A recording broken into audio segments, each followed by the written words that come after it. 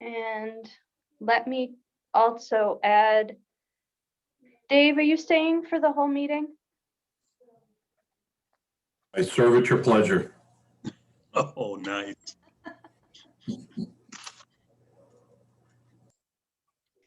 So he's not retiring. Yep, in that case, I'm gonna make Rob Yerxa my co-host, just in case something happens here then. And you can leave whenever you're ready, Mr. Mylan, after your presentation. Man,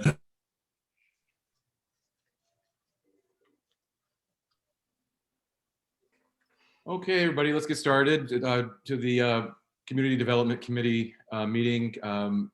Let's show the roll call that Councilor Perry, Councilor Robinson, Councilor Osher are present.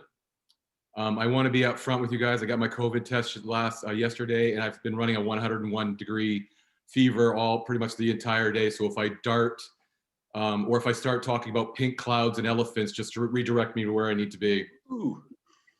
So let's just jump right into it. And we're going to, first item on number 2 is continued discussion on draft ordinance language for solar energy systems. Assuming Kyle, this is yours, or?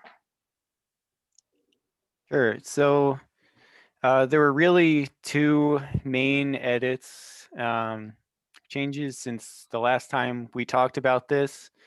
The first one was again, kind of continued researching that classification of the small versus medium versus large systems. And I made a little adjustment to the small and the medium, dropping down the maximum square footage of the airspace for a small scale system. And that really came from looking at the existing permits that we've approved for these residential projects in town that would kind of fit into the mold of what that small scale system is supposed to be. Most of them have been, more in the 200 to 500 square foot range. And from researching, other articles and things online, as far as dimensions for residential projects, it seems like 200 up to 1,000 square feet is really the range you're likely to see for those kind of accessory residential solar projects. But it's not so much saying that projects bigger than that, for instance, last time we talked about the project that was approved on Bennick Road, that's more around 3,600 square feet.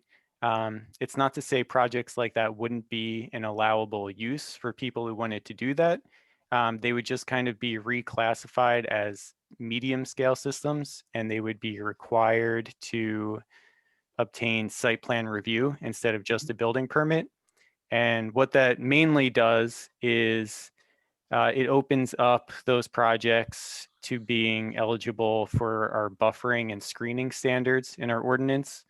Our existing buffering standards are only applicable to projects that go before the planning board. So if something just requires a building permit, then they don't apply. So it would let the planning board kind of take each project into consideration. If it was, let's say a bigger lot in the MDR, kind of out a ways, maybe a visual, a buffer wouldn't be needed. There aren't, any close proximity, abutting residential properties. Maybe there's a institutional use or an undeveloped piece of land next to it. But if a project like that was happening in one of our, kind of smaller, closer knit, more dense neighborhoods, maybe the planning board would want to institute some sort of buffer to provide the abutting, residential properties with some screening there. So that was the main reason for that change. And, the 1,500 square feet as the number, kind of came from, other model ordinances that, I had been looking at had 1750 as the number. Portland uses 1,000 square feet. So kind of going off of something in that range. But obviously it could be slightly adjusted if needed. But kind of wanted to make sure that all of those smaller scale residential projects were still included there. The next change that we were, or addition that we talked about last time, was some more research into the financial guarantee for the decommissioning aspect. We talked about how we'd be asking upfront for any large scale project to provide a guarantee in the event that the system had to be removed by the town, similar to what we do with subdivisions and requiring improvement guarantees, except the difference was in this case, removing the solar system might not happen for decades. So, requiring a set amount now might not be, nearly enough to actually complete the removal in the future. So I tried to add in some language that would require the owner or operator of the project to kind of recalculate that estimated removal cost every 5 years, and then provide the town with that additional updated fee as part of their guarantee, to kind of keep that relevant as the years go by into the future. So those were really the two main things that I was looking at. So I'm happy to answer any questions on those or any other aspects of it. I have a question, Kyle, and mine, it's not related specifically to this, but by setting up these kinds of regulations and statutes, are we making it, or ordinances, are we making it easier for people to get solar? Do you feel, or, I mean, is this as easy as it can get if people want to start really seriously thinking about putting solar panels in, or are we making obstructions? Are we creating Sure. obstructions? So I think if you look at the projects that have already been permitted, whether it's, someone putting in a residential ground mounted system or something on the roof, it would be no different really, what those people had to go through prior to this ordinance being in place versus what would happen now. It's just that now we would have a specific land use for that. Really the only difference as far as those smaller scale projects would be a property owner trying to, the ordinance would try to guide someone putting the panel onto the either side or rear of their lot instead of in the front yard. But as far as the actual permitting process, it would be similar to what people have been going through. It's not aimed at not letting anyone do solar projects. Like I said, the 1,500 square feet should cover anyone looking to do kind of an individual project. And then if for some reason someone is looking to do something larger than that, that's still allowed. It's just that it would kind of trigger, a planning board review instead. And I was thinking maybe the medium, larger size projects. Just, Yeah. I mean, So don't- that shouldn't, right. that shouldn't come into play for anyone looking to do, if you're just an individual living in, your typical single family home, or even a smaller scale, retail business looking to do something, that probably wouldn't even come into play. Those would be more for community type projects. So if there was, some sort of cluster development, or, maybe a townhome development or apartment complex or something, and they wanted to, add on, some sort of solar aspect to their project for the whole project, maybe that would be something in that medium scale range. But most likely something that the average citizen wouldn't have to go through. I mean, I think, Cheryl, the goal here is to allow solar to flourish in a way that doesn't negatively impact surrounding properties and doesn't take away from the aesthetics and the feel that we try to establish, especially in the MDR.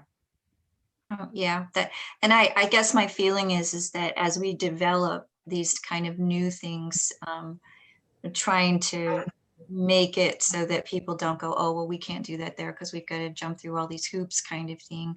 But if there are hoops that you got to jump through anyway, I mean, I'm just trying to, I'm just trying to find a balance. Like, is this too much?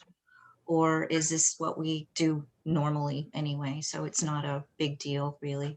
That's the tricky thing, finding that spot where you're not being prohibited, but you're still covering all the bases that need to be covered, so. Sure. Kyle, is the performance guarantee for removal, is that pretty typically seen in these ordinances for large scale solar projects? Yeah, pretty much all of them that I've seen have some, something in that kind of decommissioning removal section along those lines. So. Good. The other question I had was that there was, I can't put my finger on it right now, but there was, it might have been in the section where we were encouraging folks not to put ground-based solar panels in their front yard, but the language was unless it was impractical not to. Right. And whose decision is that? Is that the code enforcement officer's decision, or if I say, well, I don't think it's practical in my backyard, I want to put them in the front, is that the property owner's decision? So we have language and standards like that all throughout the ordinance where, it's you do something to the maximum extent practicable. Usually, I could add in some clarifying language there. If there is extra language aside from just saying that, it's usually revolves around, limits on, the placement of the existing structure, not allowing for something to be put in the rear of the structure, or, some sort of environmental or natural features on the lot, not allowing it to be placed in the side or the rear. So I think there is precedent throughout our ordinance for using that sort of language. Okay. But I could add in some kind of clarifying language for criteria that either the code officer or planning board would look at for making that decision. I wasn't necessarily looking for criteria for making the decision. I was more concerned about who was making the decision. And if we have that kind of language in lots of other places in our ordinance, then it's pretty clear that it's the code officer or the planning board that's making that decision. Is that correct? Correct. Yeah, it's the reviewing authority. Yeah, okay. Yep. Then I'm okay with that then. I trust their judgment. Does anybody else have any questions for Kyle? Kyle, good job. I actually like how you took things and kind of it allows for us to also make sure everybody's inclusive. So we're getting there. Sure. So just to make sure, the next step for this, if no one else had any further comment, I guess would be taking it to planning board for the public hearing, if that was okay with everyone. Yes. Okay. Okay, so let's move on. Going to talk about the state of the local economy and update from the economic development staff. Dave, are you going to be taking this one? Yes, as with everything, usually Sophie and I will tag team, so she may throw in some things that that she knows that if I miss it. Sophie, are you going to pull mine up, or are you just going to let me share? Or,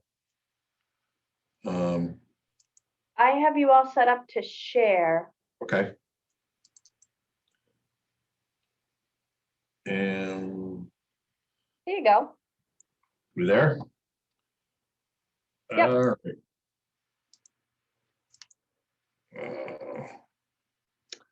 There we go. So I figured we'd start with some really positive news, as nice, bright, shiny colors anyway, is to talk a little bit about kind of the 30,000 foot economic look of Orono, where kind of, and I'm really spending all my time. I wanted to look and see what does COVID-19 mean to Orono, and really what's the impact been. So when I talk about the economic review, I'm looking at things prior to 2020, and then what little information I can get towards the end of 2020 to be able to show you where I think where we're going with this. The first thing I want to start with, and I add to you that Sophie has this presentation, so if you want her to send it to you, you can certainly do that later. So the first thing I want to look at is on from an economic standpoint, is what's our unemployment? What are people working? What's going on in Orono? And this table demonstrates a month by month breakdown of the year 2020 in three segments. The yellow shows Maine's unemployment rate. The brown shows Orono's unemployment rate, and then the white shows the U.S. unemployment rate. If you look at the lower left corner, you'll see starting from December of 2019 that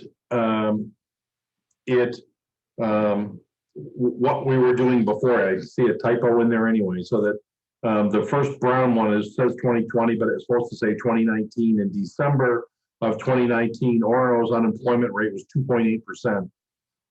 As we move forward into 2020, we went up. We got a little bit of an increase at 3.9%.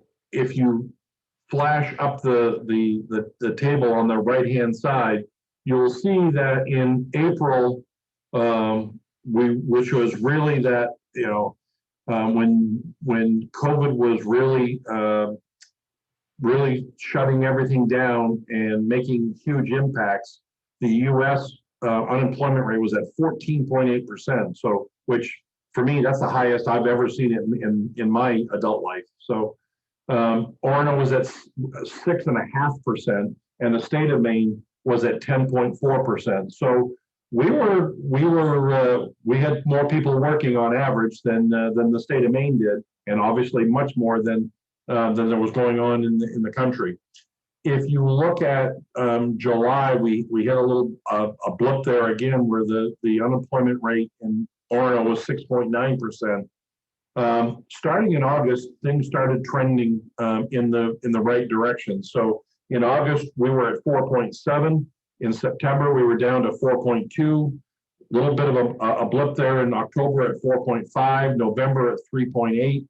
And then last month and a half ago, in December we were at 3.6. So if you look at our unemployment rate in December of 2020 at 3.6 compared to the rate in December of 2009 of 2.8, we're only just a little over 0.5% from where we were, what I would call pre-COVID. So people are getting back to work. The employment is trending in the right direction, and you're seeing that not only in in the state, but certainly in Orono, we're staying on that trend. So I think that is when I was putting this together, I saw that as very good, very positive news. When you get around 3% unemployment, anything 3% or lower in unemployment, what we say is anyone who wants a job has got a job. You won't see when you get into the 2.8. It's actually bad for us because we don't have enough people to fill the jobs that we need. Dave, can I stop you just for a second or just ask a Sure. question? Yeah. Do you take the University of Maine into account when you're talking about employment and unemployment? I mean, is that because they've been fairly stable? Well, again, they have, the answer to your question is that they are, the University of Maine, those people who work at the university, this is for the town of Orono, for the Okay. citizens of Orono. So it's not by what businesses are unemployed, but what residents of your town are unemployed. Okay. So they would have, in order to be classified in this number, you would have to be a resident of the town of Orono. Okay. So if you were a professor and you lived in Orono, you would be counted there. What right. I've found is that my conversations with the university throughout this time period is that even when the classes started back, about 50% of them are working from home. And a lot of them that I was working with on projects throughout last summer, they were stayed employed, but they were working from home. Working from home, yeah. Thank you. You're welcome. So the next one is we look at what's the health of our products and the money that's created in Orono. So we look at how much sales tax is generated, gives you an idea of what kind of business, what the health of the business is. So this particular table may look confusing, but it's actually relatively simple. I had to use, you're going to see later that I talk about Orono's numbers as far as sales generation, but the challenge is that the state hasn't released the 2020 sales numbers on an annual basis for the municipalities. So I couldn't compare Orono's sales numbers on an annual basis to previous years to show what the impact was in 2020. So what I had the ability to do was be able to use the Bangor economic area, which Orono is a part of, and you can understand that we would keep a consistent portion of this throughout the table. So it identifies by different types of sales, whether they're just normal businesses operating that aren't identified elsewhere in the table, building supplies, food stores, general merchandise, other retail, auto and all transportation related sales. Restaurant and lodging is totaled together in this particular in the way that the state reports it, and then it shows a total sales for all of those things to the left, and then the two columns to the right, they break out restaurant and lodging so that you can see if the numbers, if you add the numbers from restaurant and lodging on the right would add to the total in the restaurant and lodging to the left of total, if that makes sense. So what I wanted to do is, how do I look at prior to 20 and compare with 20? So this is a month-to-month sales numbers. Each row is a month. So the first one was for March of 2018, and I went month to month through November of 2020 at the bottom. I colored it so that you could see the different, you could compare apples to apples. So the blue on the is for April of 2018. And then if you look down, it shows April of 19. And then further down, it's April of 20. So that gives you the opportunity to be able to compare times of the year and see what the impact was in sales. So and understand, as it says probably in small letters in your reading, it says that these are you multiply these numbers times 1,000, so they're much higher than the numbers that's listed. But if you can see that, let's look at the blue line and we talk about April of 2018, and you look at building supplies, it shows that we, in the Bangor area, during that month of April in 2018, there was $15 million, $15.7 million in sales for that particular month. If you go down to the same month the following year, we went to 15 million, 15.7 million again. So we're getting a consistency. When you look at April, which was the big bad month of everything, of 20, the building supplies was up to almost $19 million. So almost a $1.3 million increase. I without looking at it further, my guess is, being one that has had to purchase materials in 2020, the cost of materials went up quite a bit. And so in the building supply, I'm not sure if it is people were buying more 2x4s, but that just the 2x4 cost more money. And so your total sales, were higher. If you look at the next column under food sales, food stores, in 2018, that was at 10.5 million for the month of April. Down in 19, it was 11.1 million for that month. And in April of 20, we were at 10.8 million. So a little bit of a drop, but not really nowhere near what's called a fatal drop. You can look at those columns at your leisure, but I wanted to move over to the right under the restaurant and lodging, simply because I think that what we have heard, and I would say it's consistent here in Orono as well, is we've had some businesses that have had just rock star years and have made more money in higher sales than they've had in the last number of years. Our face-to-face conversations have verified that some businesses are just having one heck of a year. Unfortunately, the restaurant and lodging industry is really the one that has taken this very much on the chin. And if you look all the way to the two columns on the right, again, if we look at the blue line, where we're looking at April of 2018, restaurants did $19 million in sales in the month of April in the Bangor region, and $3.5 million in lodging. If you go down to 2019, there was a slight increase to 20 million and 3.7 million.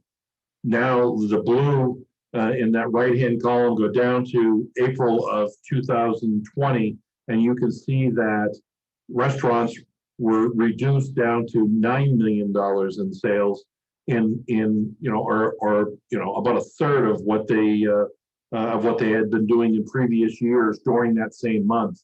And in fact, lodging was down to $900,000 in sales. But again, if you think about April of 2020, was when people weren't allowed to go anywhere, and we were locking everybody down in place.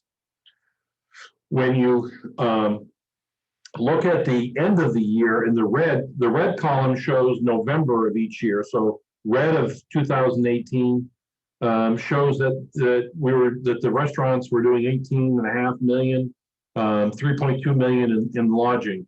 Again, down in 19, they were consistent with 19, almost 20 million in restaurant sales, and 3.3. The bottom of the chart, the last line down, is November of 2020. You'll see that the restaurant sales were 15 million and 1.3 million for lodging. Not the numbers compared to previous years, but again, they're at least starting to move in a better direction. And if you look at what was done in April versus what was done in November, it was a sizable increase. Those were still what I would call, I looked at April and November because they're off-peak times that really tend to show more what the economy is doing.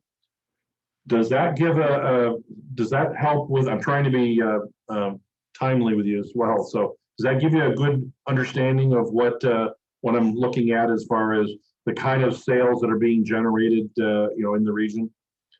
That's definitely. Go ahead. No, definitely. I think this is good information to have. I've always wondered what the impact was, and it's obvious that in certain sectors it's very dramatic. And so this table identifies what the annual sales are, and these are the real numbers. That's not multiplied by 1,000.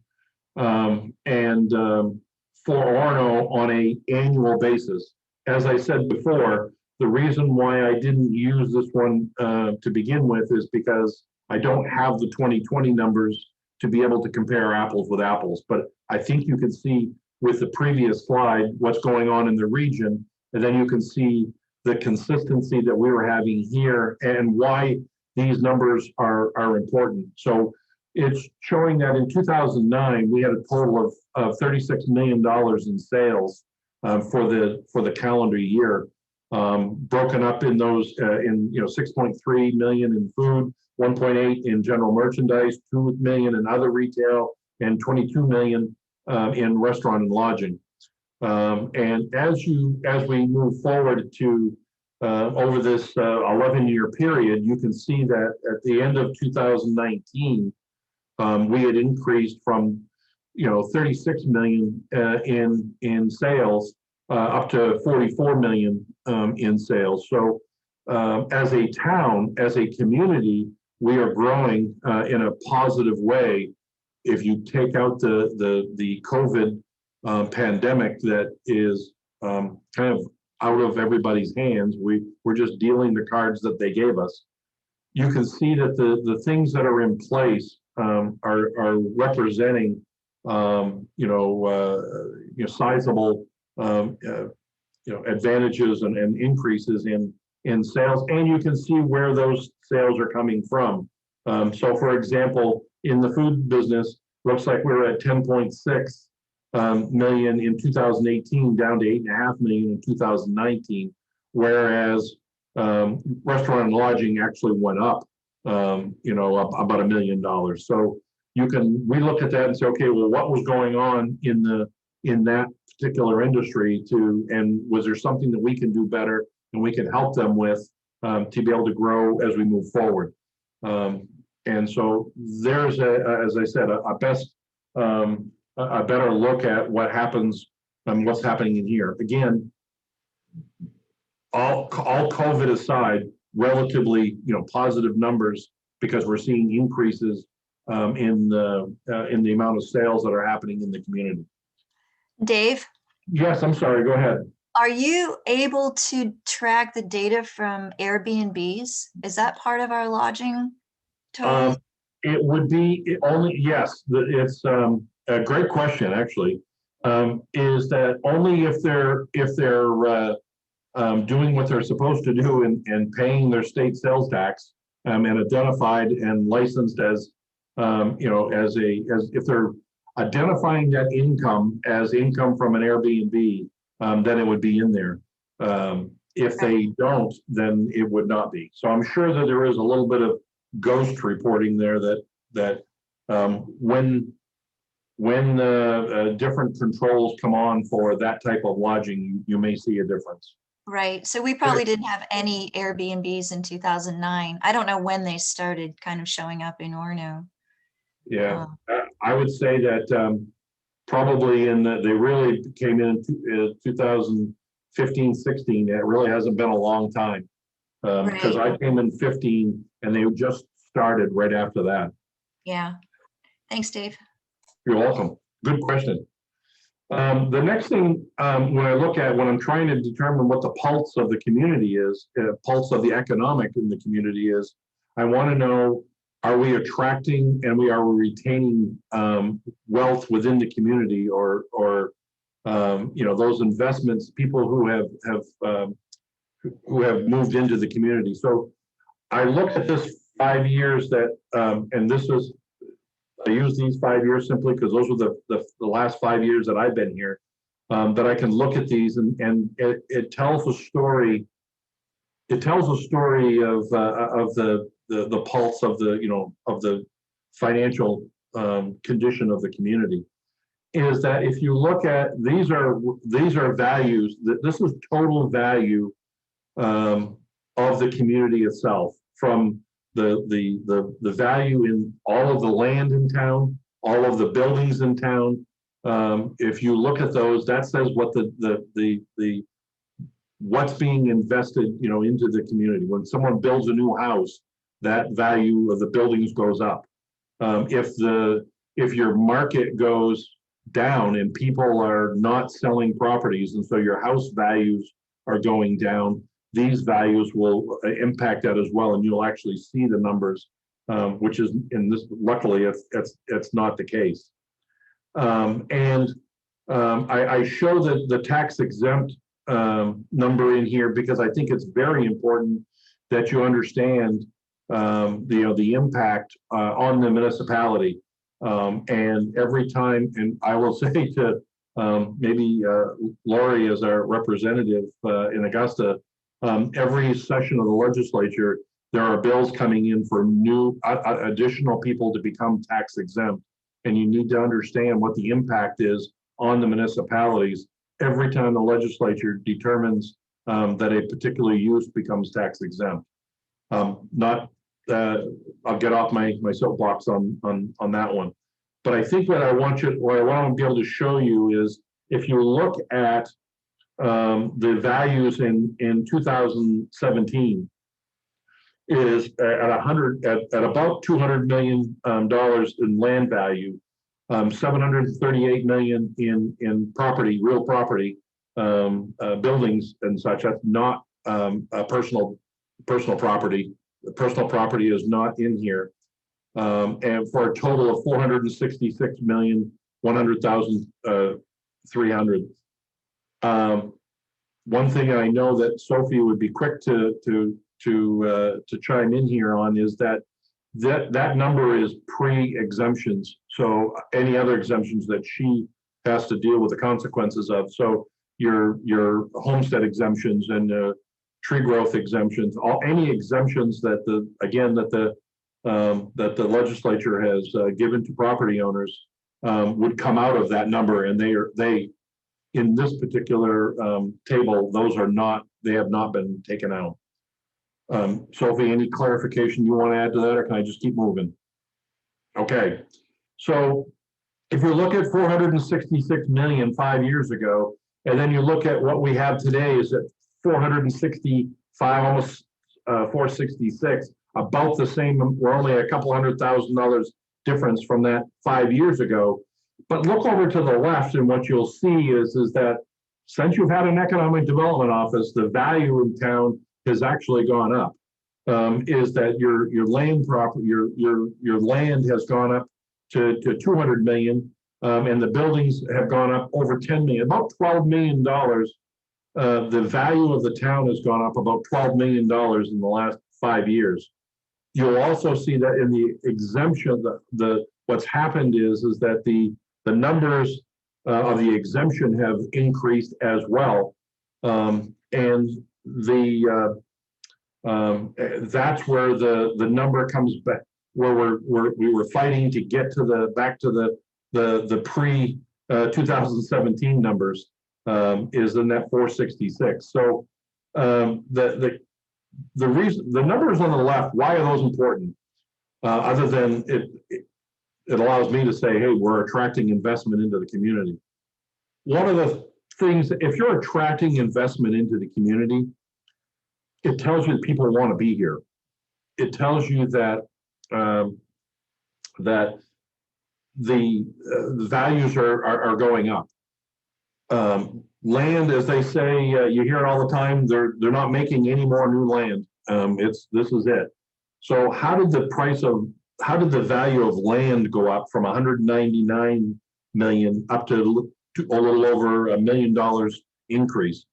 The reason for that is that that land is more valuable. People want to be here.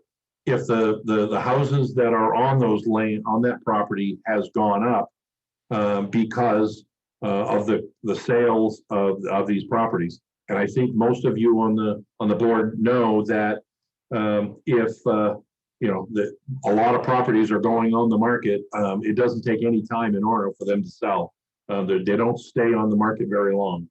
That's a sign of a healthy economy, that people want to be able to live here. Same thing with the buildings. I'm not suggesting that we've added $10 million in new buildings. What I am saying, though, is that we've added $10 million in new value. And that means that those values of those properties have gone up. And again, I would emphasize the reason why they go up is because they become more valuable. They're more in demand. People want to be here. So again, those are good signs. Even in these troubled times, our values are healthy, and they say a lot about the values within the community. All that being said, it's important to be able to have this comparison now, because on April 1 of this year, we're really going to have a reset button when we finish when the townwide reval is completed. Then that's sort of the reset button. So here's the new norm, and then we'll be able to look at that from that point in future years. You'll be able to look and say, okay, how are we doing there? Is our economy growing in that regard? But I'm not pretending to tell you what that number is going to look like in April 1st. Sophie, I'm guessing, has a feeling for it, but probably doesn't want to talk too much about it at this point. Before I get into any further questions, I just want to give the other thing that I was asked to do is kind of talk about what it is that we've been doing in the Economic Development Office. With COVID, this past year has been it's been a tough year for everybody, and we have worked.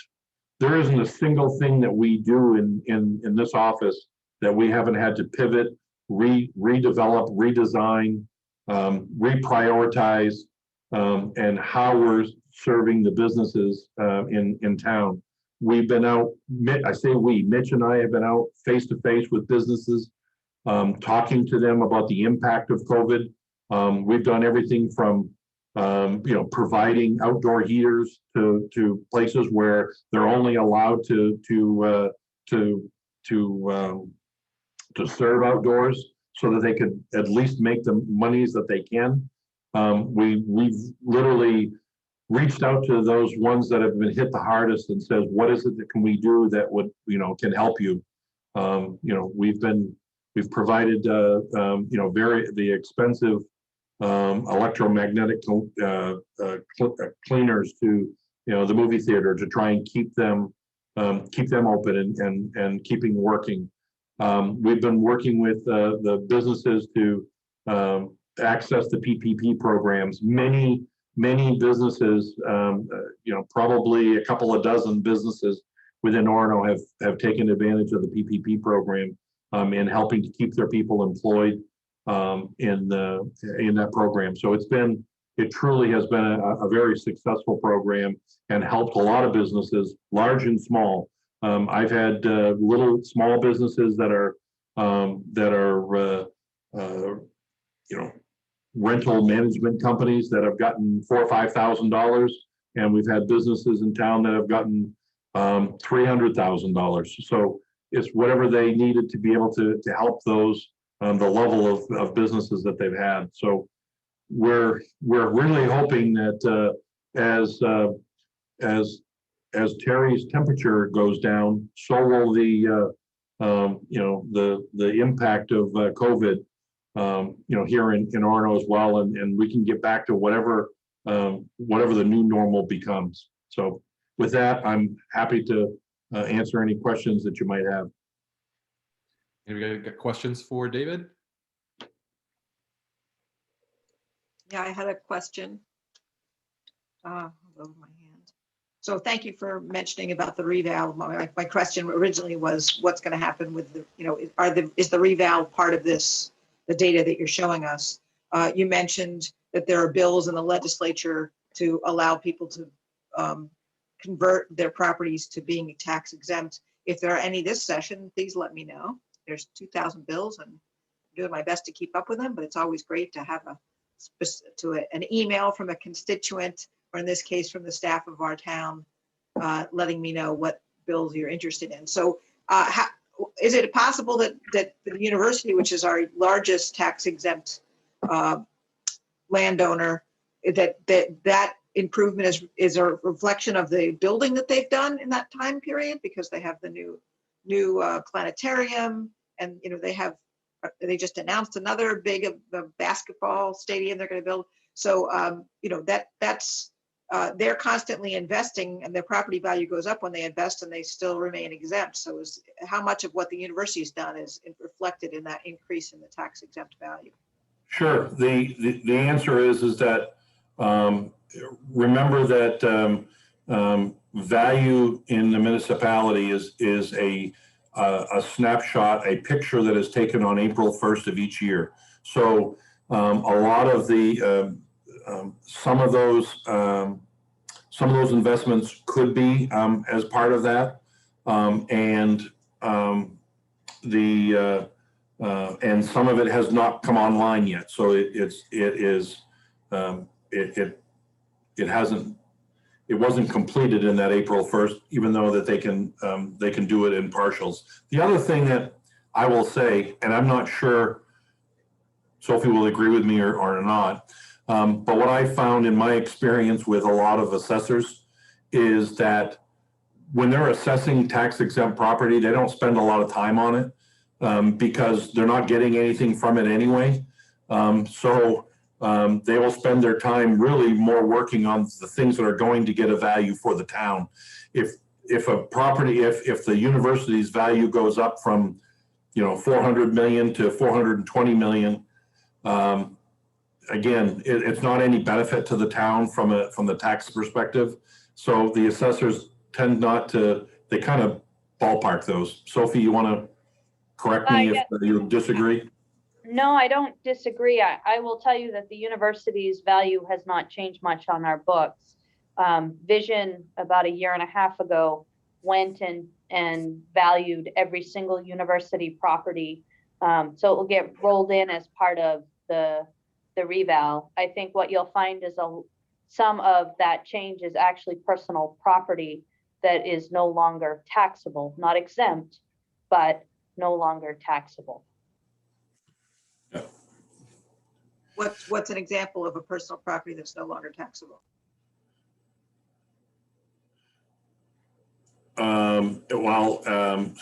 Solar panels is used to be everything in the power, windmills,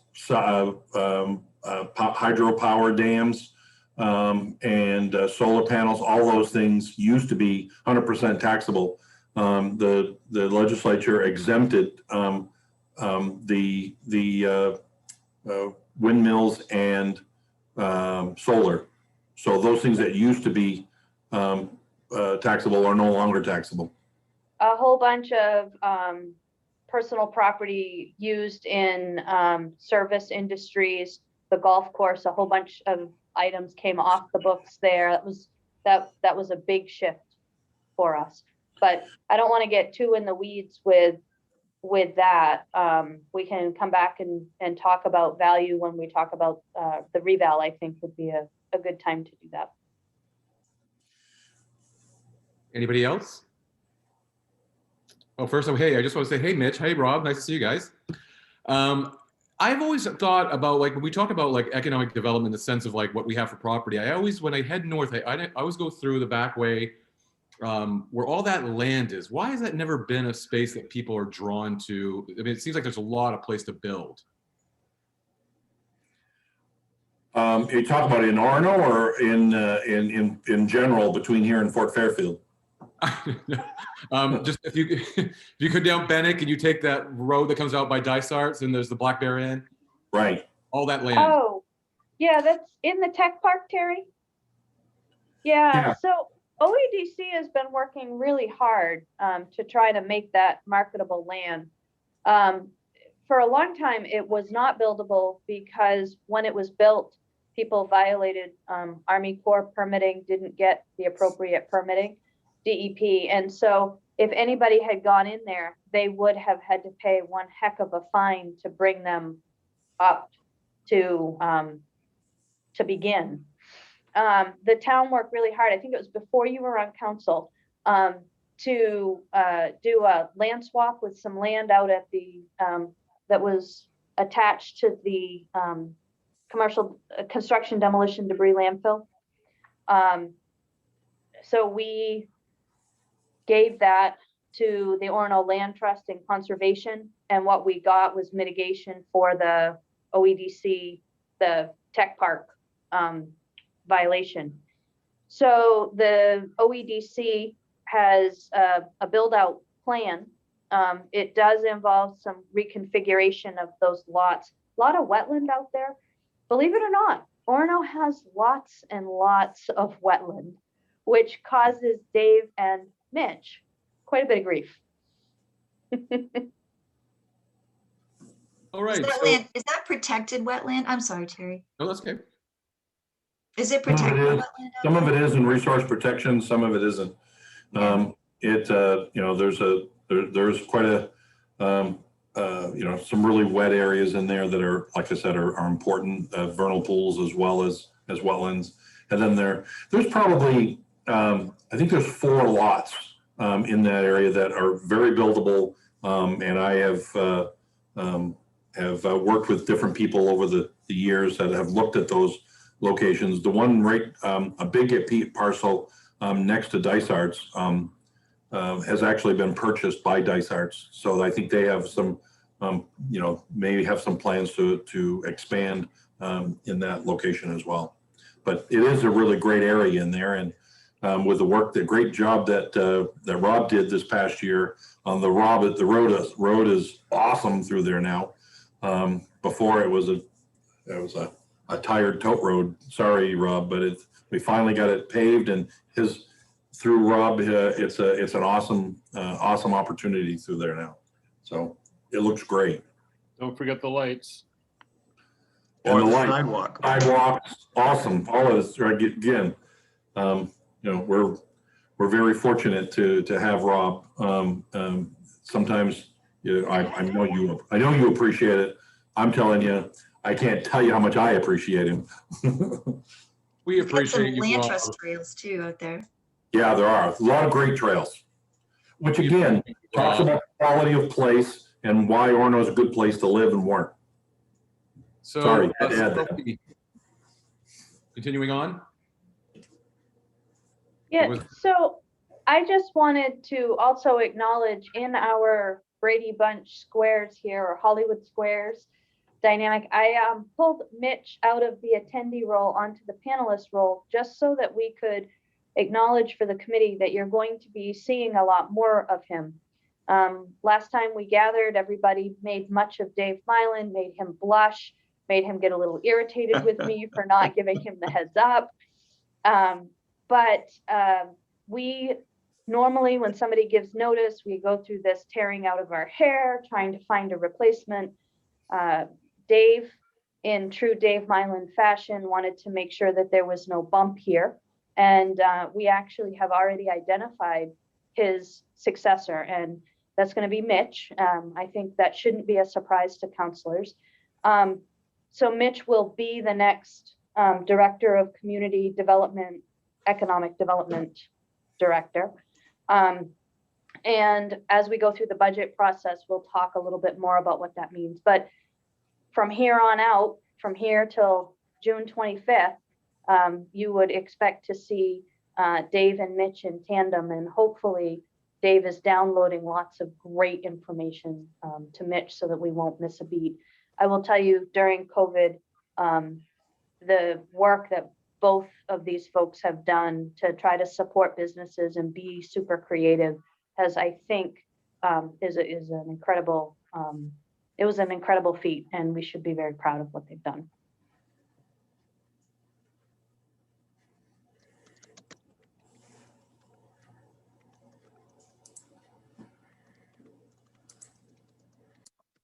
moving on to number 4, FY22 recycling program service level guidance for staff. Who's got this? Well, I'm going to start it.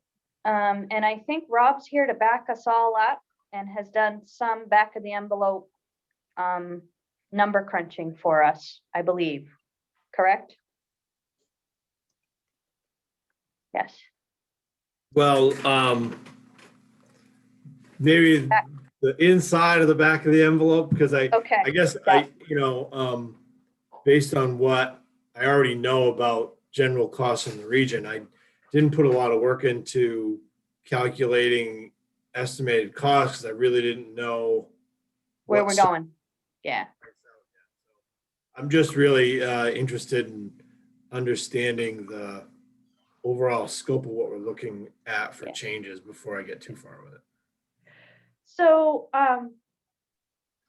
as counselors will recall, every time we look at the operations, it doesn't really matter what department, we always talk about service level, right? And Rob coined the phrase for us of service creep, that expanding services is fine when you do it in a thoughtful, deliberate way. When you just kind of stretch a little bit and stretch a little bit, pretty soon you're way out here and you're spending a lot more on services and don't necessarily have the resources to be able to continue doing that. So I don't think there is any question that in the town of Orono, we think recycling is really important. So at a time when other communities, when Coastal Resources shut down and other communities decided they were just going to send their recycling to the landfill or in with trash, we've made the decision to pay an extra, almost double tip fee to continue to pick up assorted collection. We also knew that solid waste disposal and recycling was super important to the town, so that when the Environment Committee got its charge, that was one of the things that we knew we wanted them to kind of tackle for us, look at. So Cheryl and I came to you a couple of months ago and asked about submitting a grant for waste diversion. Yeah. And what we've heard back is we did not qualify for the grant. We didn't get it. So when staff and Cheryl sat back, looked at the comments that we received, thought about our service, I think there is still a desire to see about expanding that recycling program. The question was asked of me, can we? And my answer was, I have no money.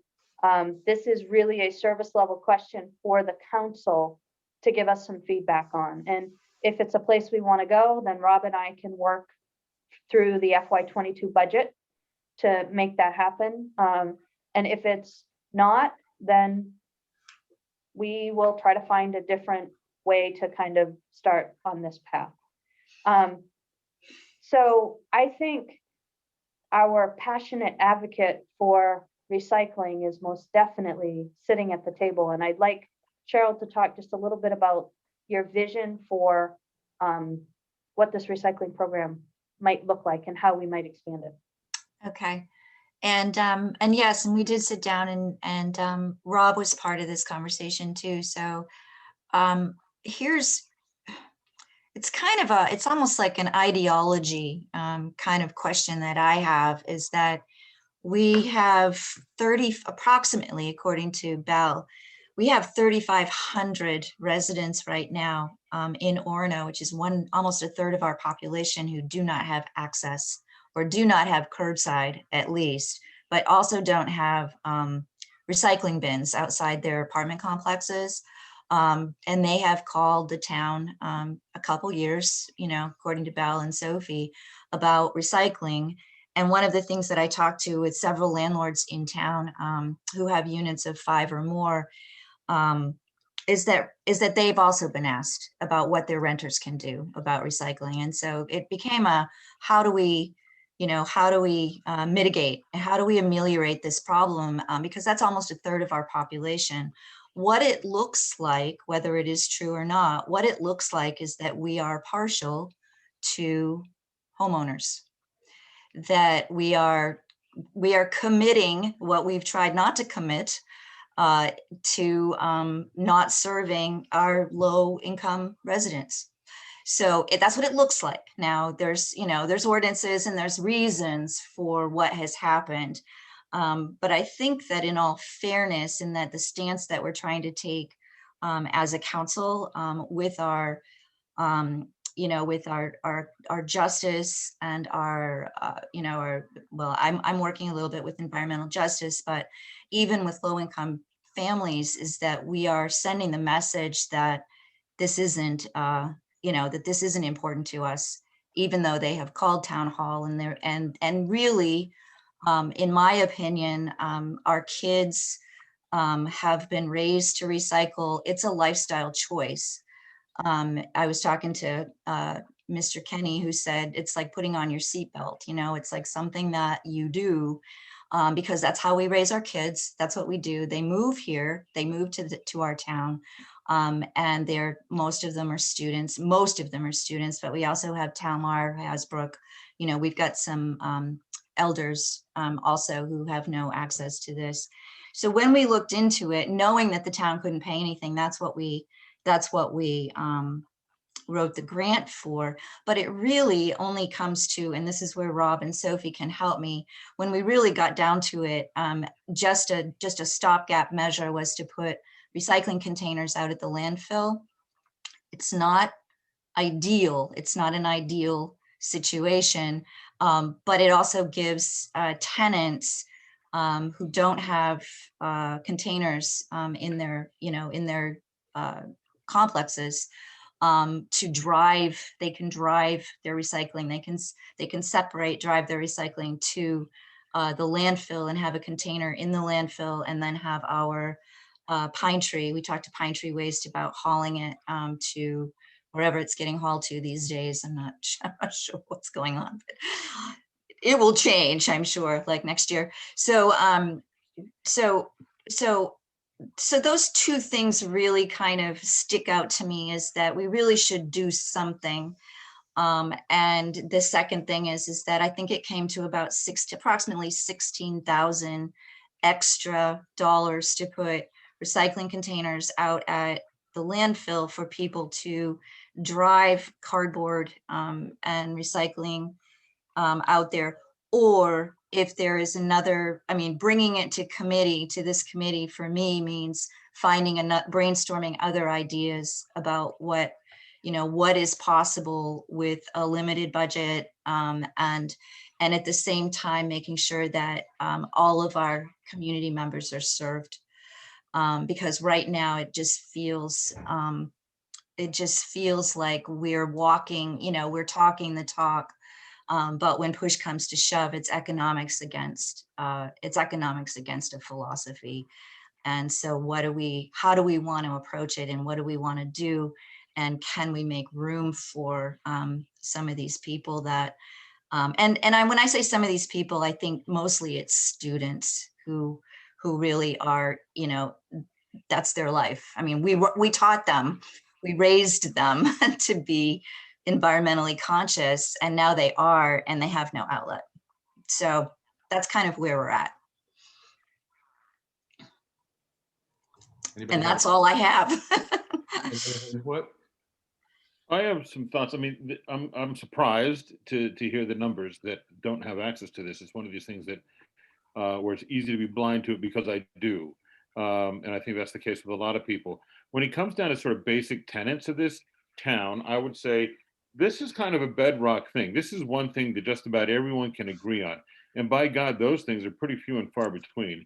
But as far as recycling, I think this is important. I think it has to be a priority to do this, because it's great that we have the containers out at the landfill, but the percentage of people that are going to utilize those as compared to who would throw in the recycling bin and put it out on the curb, or whatever steps we could take, is apples and oranges. It's going to be very low return on that, I'm sure.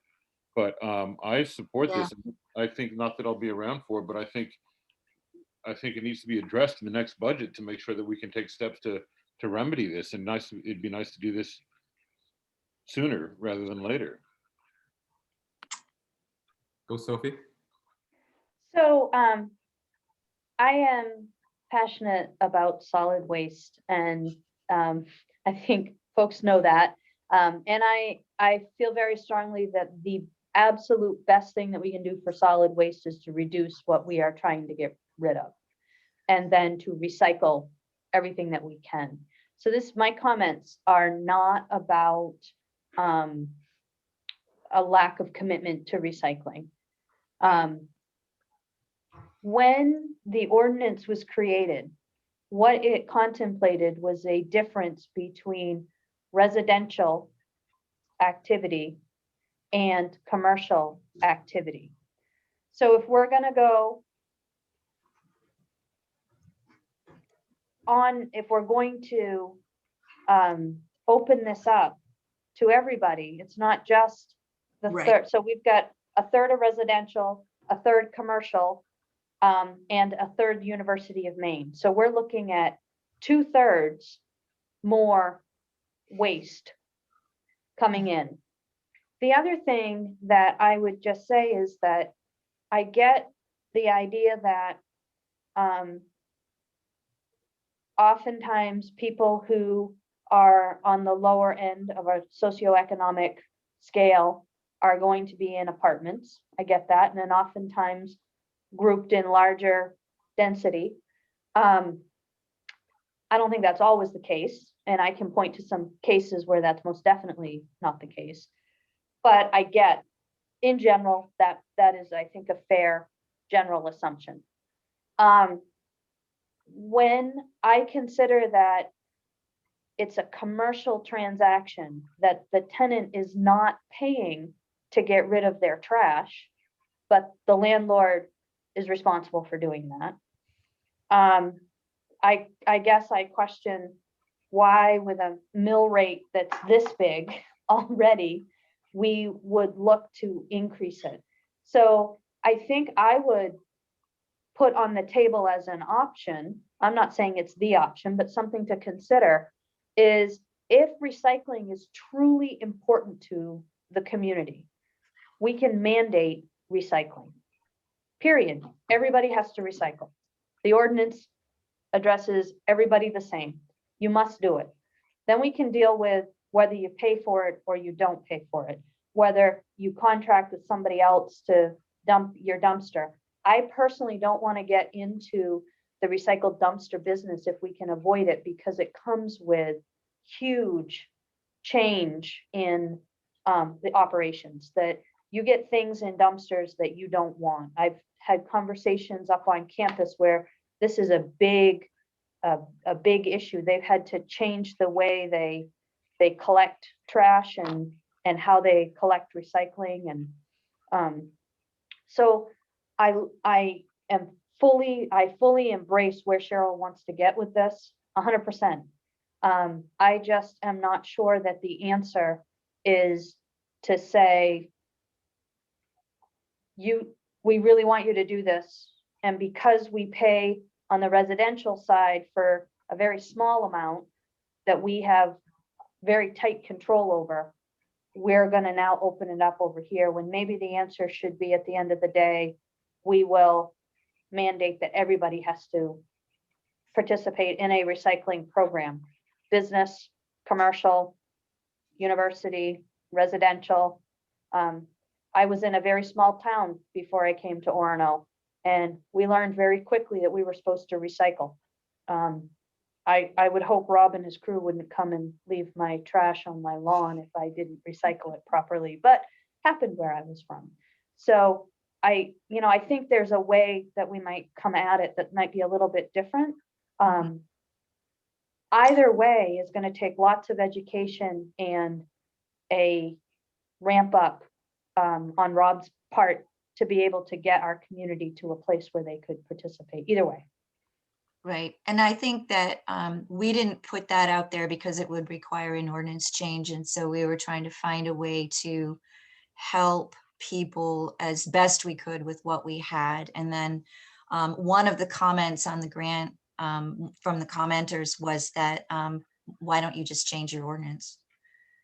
That was an actual comment. So, so that was, so really just looking for some kind of solutions, and it doesn't have to happen right away. And, but if it takes an ordinance change, I think there'll be pushback for sure from the landlords, especially of the complexes. I talked to Duska Heyman over at Talmar and Hasbrook, and she said Talmar at one point had a curbside pickup, and that she's very much invested in doing it. Some of our, not our complex landlords, but our landlords in Orono who own buildings that have more than 5, I think more than 5 is our 5 and more units, do not have curbside.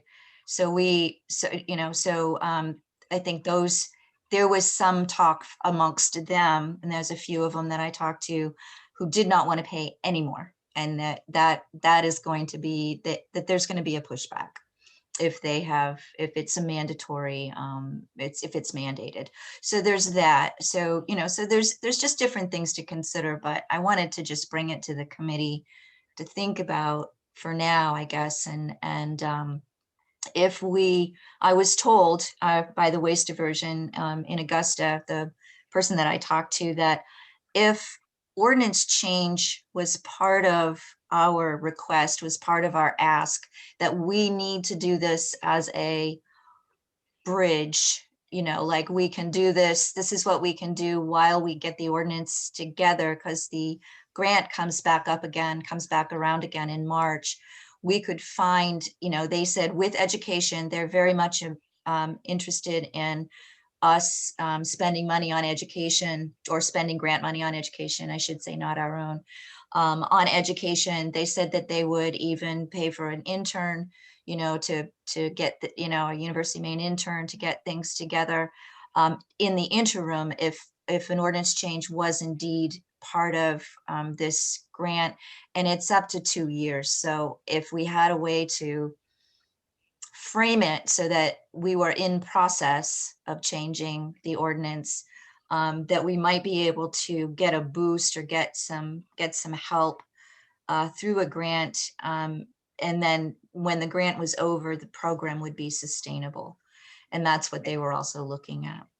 And I think Cheryl's onto something here, because in the next few months, we hope to have coastal back up and running, at which time our tip fee on recycling goes from $135 a ton to just shy of $40 a ton. So it would be cheaper for people to tip that ton of recycling versus the ton of trash, which might make it a little, at least it's not double. Right. And I also think it would give a little bit of time. I think what's important, though, is to get a better understanding from council what its priority with recycling is. Do you want to stay at the status quo, or do we want to try to grow this to a higher degree? And I think trying to do it at the same time that everything is upended in the solid waste arena is difficult. But as Cheryl points out very astutely to me behind the scenes, if we sit and do nothing while we wait for solid waste to settle down, we will be 5 years down the road, as opposed to maybe a year and a half down the road. So I am bringing this to the committee. I wanted to figure out, do you want to see an expansion in the budget? Do you have any appetite for looking at a mandatory recycling program here? Or are we gonna just stay gliding on status quo? I think that would be really helpful as Cheryl goes about with the grant and with the Environment Committee, and as Rob and I go about trying to get the budget together for you this spring. Well, comment. I am in favor of not staying with the status quo. I think the information that over a third of our population does not have access to recycling now is incredible. And as Sam said, it's easy. We really kind of know that already, but when you put the numbers to it, it really is pretty astounding. I would be, for one, interested in looking at a mandatory ordinance. I'm not interested in picking up the entire cost of a total expansion through the tax rate. But I think there might be some in-between steps, and maybe the plan that that Cheryl originally was looking into would be an interim step as we move forward with a much bigger step. So that's me. I agree. And I think, oh, sorry.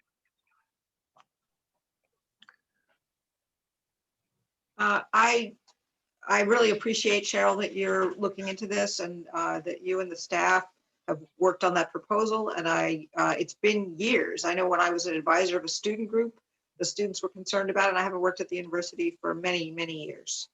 And then prior to me being on council, I was an advisor again. Dan Dixon asked me to advise a student group, and they were talking about recycling and how important that is to them. So this is ongoing. You're right. We've raised kids, the kids that are going to college, that they expected they'd be able to recycle. And I appreciate the work you've done. I guess I didn't quite, it sounds like you got reviews on why you weren't funded and that you want to take some action items. I didn't hear specifically if there's things that we need to do, other than one possibility would be that we make an ordinance change. I'm supportive of whatever we can do to move this forward. And I don't like to put extra encumbrances on businesses, but this is something that my understanding was that Orono has a statement within our, that I think an ordinance, I was looking for it while we were talking and I didn't see it, but I thought there was a statement about that this was one of our goals. I know there's a statewide statement to reduce the amount of things that go to landfills by doing more recycling, but that actually we haven't followed through with that as a state. So it's up to us at the local level, since all politics is local, is to really figure out how we can do this. And I salute you for working on that. So let us know what we can do. We want to reassure the people who are managing those properties that our goal is to work together. Right. And yet this is a big gap. This is a big gap in what we're providing. I think one of the dings that we got to was sustainability. What happens after the 2 years is over? And that wasn't really part of the, it wasn't part of it. I think that what we were thinking when we were writing it was, when me and the members of this committee, was that it was 2 years down the road. So we'll worry about it then. But they don't like that. So I want you to have a plan. And so that was kind of the the general gist of it. And he was telling me who did get funded, and there were towns that got funded. They were diverting waste. We do a lot already, so it's kind of hard to fit into that niche of what they were looking for. But they were looking for creative, innovative ways to get your waste out of the landfill and out of the stream. And so they had different, and they were smaller towns and smaller grants. But he was very nice. The person that I talked to in Augusta said that it's a possibility if we're looking at if this is just a kind of a stopgap or a bridge, like I said, to a bigger program, and we just need some time to get that program in effect. And if it's an ordinance change, then that's how they would look at it that way. But it had to be, I would have to have some proof that we were seriously considering an ordinance change to submit it in March again. Sorry, I'd support that. I would go on record as saying, I support us looking at, coming up with a word vocabulary to change our ordinance to meet our goals. I think And there that- will be some pushback. So just so you know. It will what? What'd you say? Be some pushback. Yeah. In town? Mhm. Of course. Anything that's worth doing is not easy. My point, sorry about the Apple iPhone interruption there. I agree with Tom, is middle ground, I think is pretty important, but I think mostly this is gonna work. I think it has to work because it's really important, but people are gonna get invested with this when they have skin in the game. And for some people, that skin in the game means they give a damn, they care about this. This is an important issue, and so that's great. We can recycle, but hopefully drive down the usage as well, the consumption, as Sophie was mentioning. But then for other people who don't really think that way, because there are people that don't, that skin of the game could be, financial, and so either like not necessarily a fee, but I mean, there could be financial incentive for not doing it. And if I don't know how to work that out, that will next month, that'll be your problem. I'll just be an observer. I'm kidding. I'll still be around. But I don't know what the answer is to that, so, but it's like, you have to, carrot or stick, one or the other, right? So one thing that we could do without mandating it, if you're looking for an interim step, when we create the fee schedule, right now, commercial entities have to have their trash picked up by some other hauler. They have to demonstrate that they can do that they're doing that, and we get the bill for it, and we pay the disposal company, and then we turn around and we bill their hauler. One option that you might consider is raising our fee for that process and giving those people who have recycling programs a reduction in that fee. So essentially you bring them back down to where they are, and other people, you would talk about an incentive without saying you must, saying here's a way to do it to save money if you so choose. So that's like an option. That sounds very attractive to me. Yeah, it does. So I'm probably going to be not the more popular person in the voice in this, but it's not that I'm opposed to recycling. I do, but I also get that these are commercial entities that are benefiting from that rent, and they already have things there. And I think that maybe we should be looking to them to say, asking them to do it, not us. I'm not comfortable going back to the town people and say, I need more money for this because somebody wants this done. You stay in a complex of, some of them are very large. There's no reason why that these large companies cannot put a recycling bin next to their garbage bin.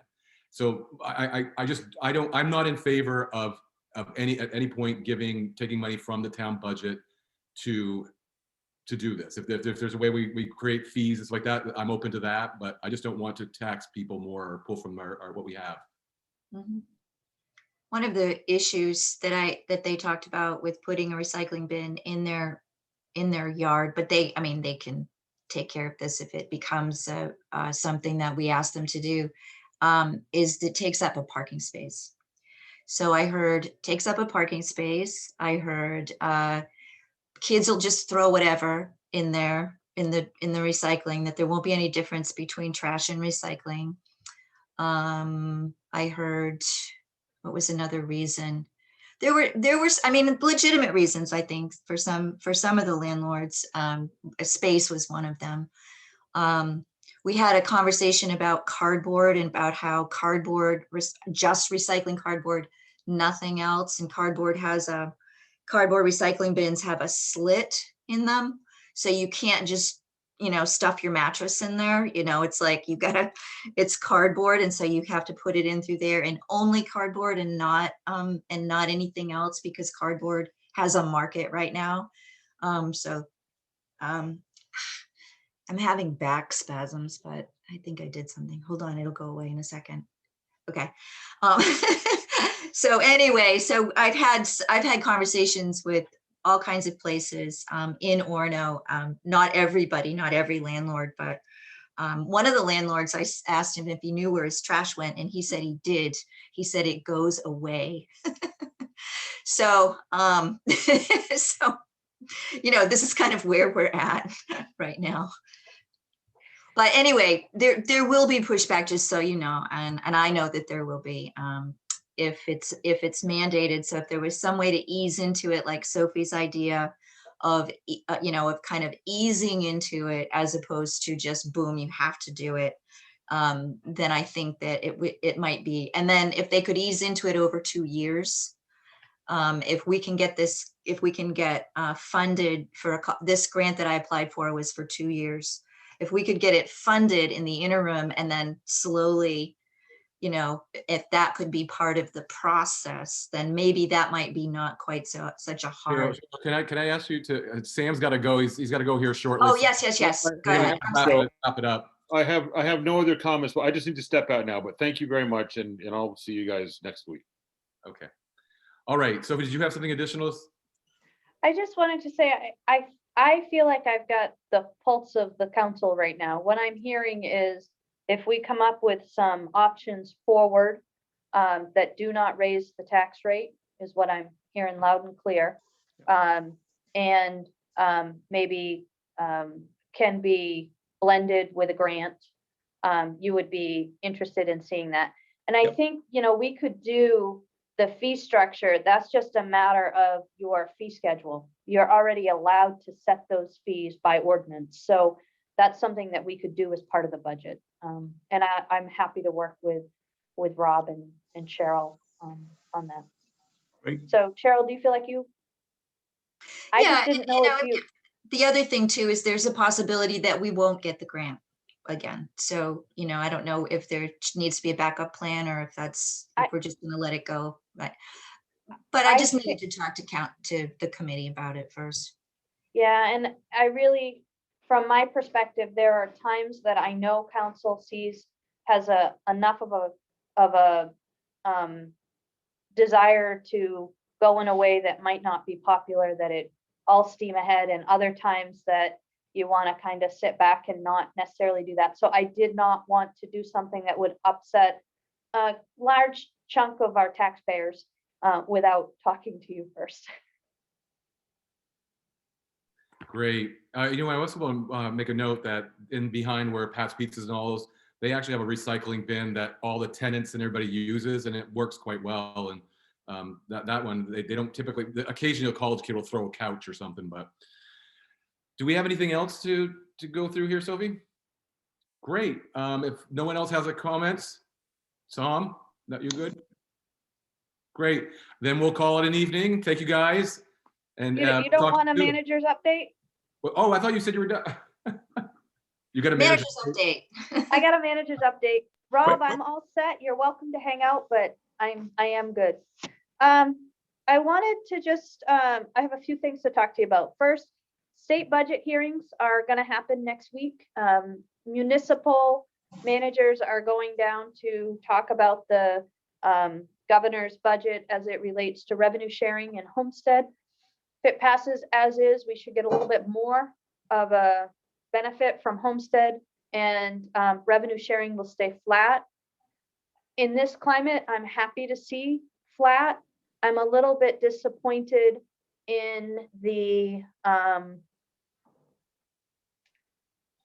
lack of pushback a little bit, because it was supposed to go to 5% and everybody's happy to keep it at 3.75. And I get it, and I don't want to rock the boat. But on the other hand, instead of saying we're staying funded, we're not. It was supposed to go to 5%. And that would have been a considerable benefit to the town of Orono. Having said that, I have been asked by the university to give testimony on the university budget on Tuesday. So I will be Zooming some live testimony on Tuesday to support the university's budget request. I think that's really important for us. There are other municipalities that can talk about revenue sharing. We'll provide some written testimony, but I don't anticipate actually doing that testimony. The ice rink, both of the ice rinks are up and going.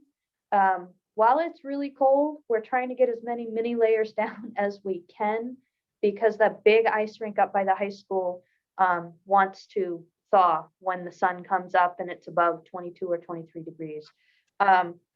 We're just asking people to be patient with us, that anytime we can get a thin layer down, we're trying to do that, so that when it warms up and people are really excited to be out there, they will have some ice to be on.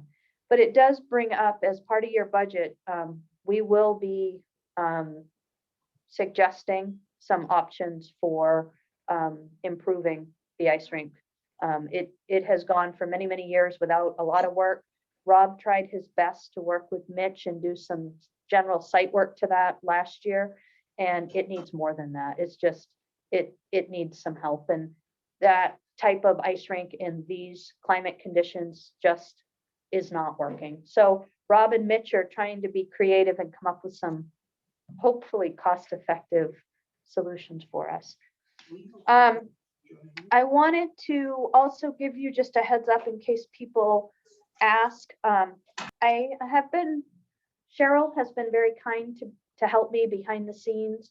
As we began making some changes to our website around diversity and inclusion, it brought up for me that there is an entire history piece of the website that has been a priority for me that has gotten kind of pushed to the side.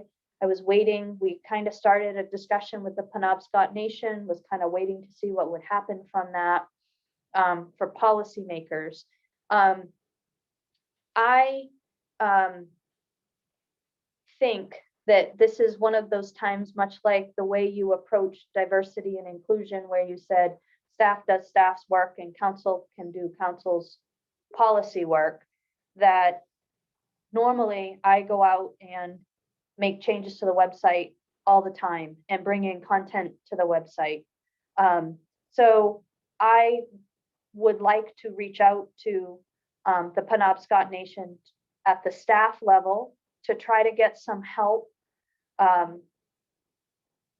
developing content, general content, as well as working with Lori Carpenter right now to see if we might be able to do some more professional oral histories. When you consider that much of their history is passed down orally, it would make sense to hear it as opposed to read it. So I'm looking to expand that section of our website. I wanted to just let council know that my intent, unless I hear otherwise, is to reach out to the nation at the staff level to ask for some help and to compensate people for that help within my budget. Sophie, Darren Ranko might also be a resource for you. Yeah. Being a, And okay. yeah, and I think so. Talking, Cheryl and I kind of walk through this, and our thought is to not discount any of the resources that we've identified. Darren Ranko,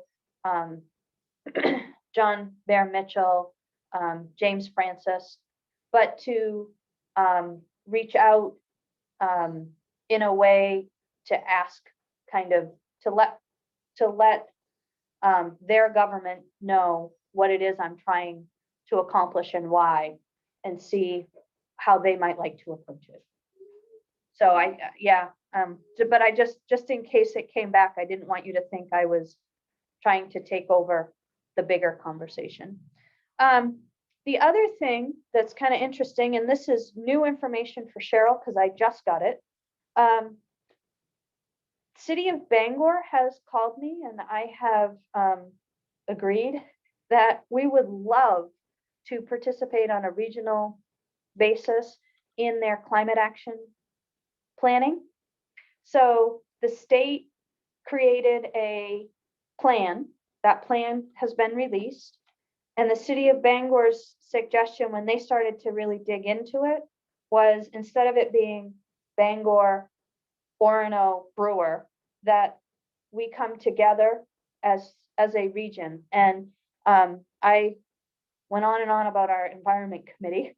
And so my plan is to pass this along. I think we're going to have a an introductory meeting that I participate in with Cheryl and Belle, who staffs the Environment Committee, and hand it off. But that might hit the media. I wanted you to be aware what it was. At the same time, I also agreed that it would make sense to participate with the city of Bangor in their AARP Livable Cities work, which as it has been explained to me, it is just all about really good planning principles, but to do it as a region. So when we're looking at public transit, it's not the city of Bangor looking at what it wants and us looking at what we want, but rather how that all flows together. And I was just really pleased because it's nice to see Orono and the city of Bangor working together on some of those policy initiatives. Also wanted to let you know that the ad for assessing services or an assessor hit last week. We have not received an application yet. Dave is trying to get the word out there some more. In the meantime, our former assessor has graciously offered to come back and assist on a case-by-case basis. And so the way we're doing that to ensure continuity with somebody who's kind of working on per diem is that Dave Mylan's actually leading what's happening and keeping as a project manager. And then we're bringing in the technical expertise when we need that, and it will be reviewed and signed off on and everything will work. I cannot oversee the day-to-day assessing because I'm your tax collector, and it's one of the very few positions that by statute are in conflict. I also want to just say, looking forward, we have, you will be getting an audit next week, I have been told, so that will come to me in a big box and I will ship it back out to you all. And I'm hoping to also have some investment reports because our investment advisor will be joining the Finance Committee on Monday. Before I get done, I wanted to ask Jeff Lowe to join us.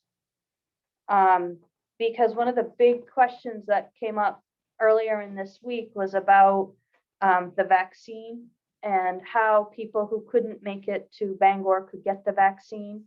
And what I learned, I've had conversations with CDC, with various providers, and it is a mess. And so I have reached out to Jeff and asked him to be the single point person for the town to help us come up with a manageable path forward. So I'm going to pass it off so you can give them the state of where we are and what we expect moving forward. Thanks, Sophie. Jeff Lowe, Fire Chief for the town of Orono. I'm thankful for the opportunity to be able to speak with you tonight because there is a lot of confusion and misinformation out there about what's going on. So when Sophie says that what's happening is a mess is really an understatement. There's a lot of confusion statewide about how vaccines are being distributed, how much vaccine is coming in, what the expectations are, why there's a delay in getting vaccine out and those types of things. And it wasn't until recently where I had some conversations with some fellow fire chiefs, emergency managers and stuff like that, where I was able to get a real good picture of what's happening. So let me start first with what we're doing in town. And what we're going to do in town is we are establishing a link to Arlene Lamarche, who is our fire admin at the fire department. Basically, what we're saying is if you're over 70 or in a group that can receive the vaccine, but you're not able to get to the cross center for whatever reason, or you're having issues, or you're not sure, you need information or whatnot, she's going to be the single point of contact. And from there, I will work with her. Belle Ryder will work with her, and some other key people will work with her as far as getting that information out, getting people into the system, making sure transportation's available, those types of things. That's really the most we can do at this point is to make a link available to help residents who are in need of a vaccination. Right now, we are in what's called phase 1B or 2, I think we're in. So there was phase 1 and 1B. Phase 1 was healthcare providers, that's doctors, nurses, CNAs, staff and residents of long-term healthcare facilities, because they're not able to isolate. They're in that communal environment. They have no choice but to be there. Paramedics, firefighters, and then Group 1B was other critical public safety workers. So that would be police officers and firefighters that have no EMS licensure, but may be exposed to people if they're assisting ambulances or whatever the case may be. The group that we're at now is supposed to be 70 plus, and 65 to 69, specifically those with pre-existing medical conditions or situations like asthma, emphysema, those types of things that would exacerbate the medical, their response if they were to get COVID. As it turns out, there's a limited number of vaccine coming into the state of Maine, and that's not widely publicized. We're only getting about 20,000 vaccines a week. So what that equates to essentially for where we are, the numbers today were just over 80,000 people that were completely vaccinated, meaning they've had both shots. To put that into perspective, 80,000 people is about the population of both Portland and South Portland combined in a state that has 1.3 million people. So as you can see, that Maine, I don't want to say we're not a priority, but when we look at the totality of the country in general and the other countries that the vaccine is going to, Maine is not, I would not say we're anywhere near the point of the spear for vaccination efforts. So that's really a holdup as far as us being vaccinated. Now, as far as clinics go and local clinics and those types of things, there's a lot of confusion about how the vaccine is being disseminated, how information is being put out to people, how clinics are being set up. Part of the reason for that is we're not using a traditional model for emergency management or emergency response. What we're using is more of a healthcare approach, which seems like it would be the best way to go. The guiding or the leading agencies here seem to be Maine CDC and Maine EMS, which are focused primarily around healthcare initiatives, healthcare processes. The problem is that there's a failure in communication. There's a failure in updating and those types of things if you don't use a standard structured model. I think all of you were on the council when I came in and did the 702 discussion with you, and we talked about emergency management and incident command and how information should flow and there should be one point of contact. That doesn't exist with this situation. And that's really causing a lot of issues with fire chiefs, public health organizations, town managers, and those types of things. So we're getting a lot of really good questions about, is there going to be a clinic? Why can't I get my vaccine now? How do I get the vaccine? When will I know? Those types of things. And the short answer is, well, actually, there's two answers to that. Number one is, the short answer is, we don't know at the local level. There's nothing coming out to us at the local level to tell us what's happening. And it's not following, whatever information is out there isn't following the normal communication chains that we would access. So it's difficult for us to get information, not only at my level as fire chief / COVID czar or whatever it is you want to call me, but also at Sophie's level as the town manager. And number two, I understand, or I can relate, I should say, to the amount of frustration that the people in the community as well as the counselors have, because I'm sure that they're hearing a lot of it. But asking questions of Sophie or I and then getting frustrated because you're not getting the answers you want, I would say as counselors, you're probably not asking the right questions. You're not asking the right questions to the right people. As local legislators, I would recommend that you turn your sights more towards state government and ask them why there isn't more information being disseminated, why there isn't a better structure, why do my local officials not know what's happening and when it's happening. Beating up on Sophie or asking us what's going on isn't going to get you the information, because we honestly don't have it despite trying to get it. That's really where the focus needs to be. So I can answer whatever questions I can for you. I can tell you that Orono Fire, anyway, with our paramedics, is ready to assist in any way that we can with a clinic.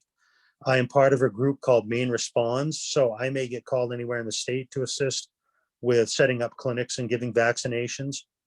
But even that group that was so prominent during the swine flu with vaccinations really doesn't know what's going on either. And that's kind of a shock. And it's an insight as to what happens when you take control away from people who know how to manage emergencies.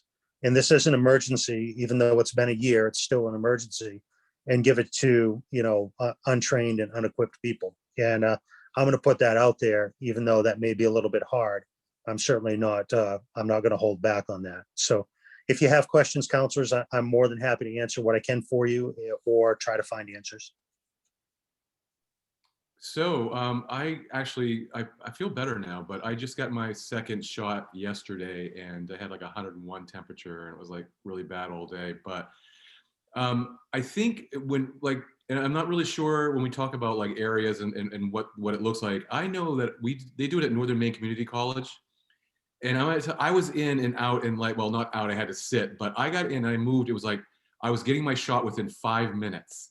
Mhm. It was so precise. And people, they were actually having extra vaccines and asking people to come in. So they're rolling actually in that county, they're rolling through the people they're rolling through the people at a pretty good clip. Then the other thing too is that Dr. Shaw had said that the Cross Insurance Center has a bunch of openings, what it looks like now for Friday and Saturday. Is it a possibility that we create a scene for those people who typically struggle to get there, that we figure out a way to get them to these things when they're available? So can I pop in? Yeah. I think that is exactly kind of where we want to position ourselves, Terry, is as the problem solver. That's what we do for all sorts of other things. It makes sense to take our very scarce resources and kind of do that, which is why we want to funnel it into the fire department. So things like, we know that we have people who have mobility challenges that can't really take the community connector, but working with Bell and the community connector, they have paratransit, which is an individual kind of smaller bus but van that you can get a ride with, that if it's just about, I don't know how to get there, using the community connector, we can walk them through that. We have tickets that we can give people. I mean, I think that's the place we want to be. If people are trying to make an appointment, but they just don't know how to use the portal, or they don't have internet access to use the portal, I think that's where Jeff and I want the fire department to come in with Arlene to be able to walk them through that. And anybody that can, we want to get them to the Cross Center, because that's the best way to do it. One of the things that we're a little bit concerned about, I mean, Jeff and I have two different contacts at the CDC. Person calling me expecting one thing, person talking to him expecting something totally different. So even within the CDC, there's not necessarily all of the consistency. And it's not a bad thing. It's just people doing the best they can within the systems they have. It just happens to be systems we're not used to using. Right. So I think the other thing I'd add to that, Sophie, is that on the ground, when you go in to get your vaccination, the people that are working there are spot on, 100% move people through. When we had our vaccinations, it's the behind the scenes logistics and management and notification and information sharing and understanding, having that situational awareness globally of what's happening so we can push real-time reliable information out to you is what's lacking. If you listen to the radio, you hear lots of commercials still about social distancing and mask wearing and whatnot, but you don't hear anything about, hey, we're working on this, the vaccine's coming, this is where we are, or anything like that. That is globally, there's no information out there about that at all, unless you can find specific people. And Dr. Shaw said the other day on a radio interview that Maine is only getting up to 20,000 doses a week of vaccine. And that's the first time I've heard that from anybody above my pay grade in the last several weeks. So just to give you an example, yes, on the ground, it's working perfect. Behind the scenes is really where we're struggling to get that information, to be able to share it so everybody knows what to expect and we can assuage some of those fears.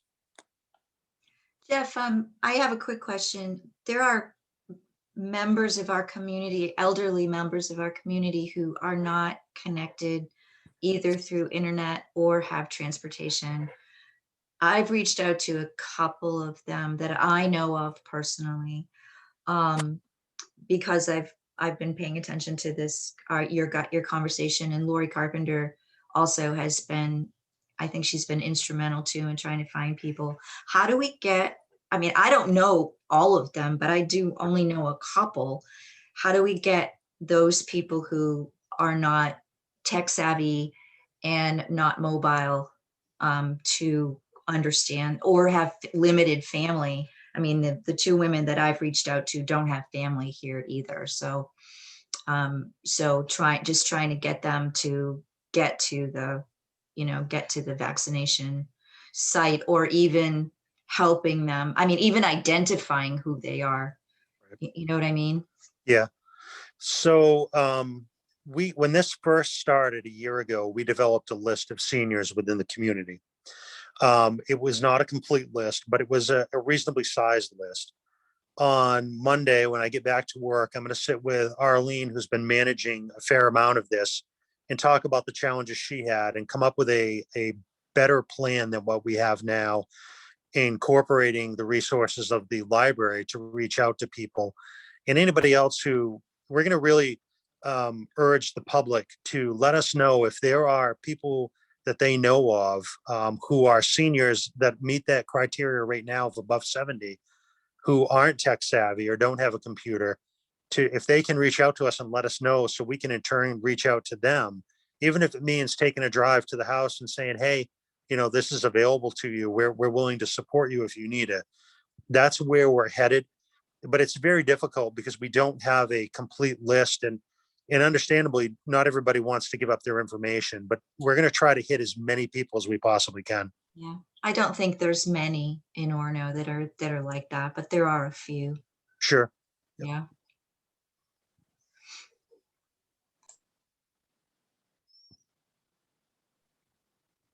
So at the end of the day, council has a very important role to listen to the community. So when you hear people in need or wanting to know what should happen next, the short answer is call the fire department.